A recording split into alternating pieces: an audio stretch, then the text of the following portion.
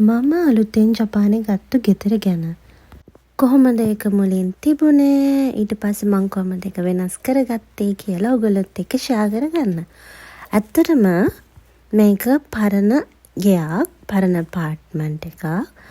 මම චුට්ටක් බජට් එක අඩුවෙන් ජීවත් වෙන්න හිතුවා මෙහෙ. සාමාන්‍ය හැමෝම දන්නවා හොඳ අපාර්ට්මන්ට් එකකට යනකොට ලොකු කොස්ට් එකක් වැය වෙනවා. මම මේ වෙලාවේ අඩුම වියදමින් මගේ නෙක්ස්ට් ස්ටඩීස් වලට හයර් ස්ටඩීස් කරන්න හිතලා මම ටිකක් පරණ අපාර්ට්මන්ට් එකක්, මේක ඇත්තටම කිව්වොත් ගැරන්ටර් කෙනෙක් සයින් කරන්න ඕන නැති අපාර්ට්මන්ට් එකක් තමයි මම හොයලා අරගත්තේ. ඉතින් ජපානයේ ඉන්න හැමෝම දන්නවා අපිට තියෙන ලොකුම ප්‍රශ්නේ තමයි මෙහි අපාර්ට්මන්ට් එකක් අපිට ඉන්න තැනක් හොයාගන්න එක. එතකොට එතනින් එන්නේ අපි සාමාන්‍ය තැනක් හොයනකොට අපිට අනිවාර්යෙන් සයින් කරන්න කෙනෙක් අපාර්ට්මන්ට් එකකට ගැරන්ටි කෙනෙක් ඉල්ලනවා.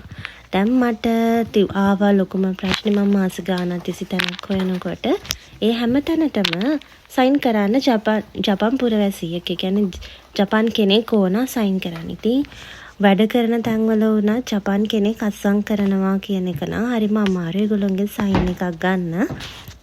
අනික අපි පාර්ට් ටයිම් කරන කට්ටිය හැටියට අපි වැඩ කරන තැන්වලින් අපිට කොහොමද සයින් කරන්නේ නැහැ. ඉතින් මට අන්තිමේදී හම්බුනේ සයින් කරන්න ඕනේ නැති අපාර්ට්මන්ට් එකකට මේක තමයි. ඉතින් මං හිතනවා මට මේක ලස්සනට හදාගන්න පුළුවන් වෙයි කියලා. මම තනියම මේ ටික ඔක්කොම අස් කරගන්න. එතකොට කිසිම කයිෂයකට පේ කරන්නේ නැතුව, ඒ කියන්නේ දැන් සාමාන්‍ය මේවා අස් කරලා දෙන්න අපිට පේ කරලා ගන්නත් පුළුවන්. ඒ වුණාට මම තනියම මේ ටික අස් කරගන්නවා කියලා කොහොම හරි බඩු ටිකක් ගෙන්නගෙන දාගත්තා. මේවා ඔක්කොම මම තනියෙන් කරගන්නවා කියලා. හැබැයි මං හිතුවේ නෑ මට ඒක ටිකක් අමාරු වෙයි කියලා. ඉතින් ඕගොල්ලන්ට මගේ ඊළඟ වීඩියෝ එකෙන් බලන්න පුළුවන් මම ඊළඟට මොනවද අපාර්ට්මන්ට් එකට කරේ, කොහොමද මේක වෙනස් කරේ. ඒවා මං අනිත් වීඩියෝ ක්ලිප් වලින් අරන් එන්නම්. stay tuned.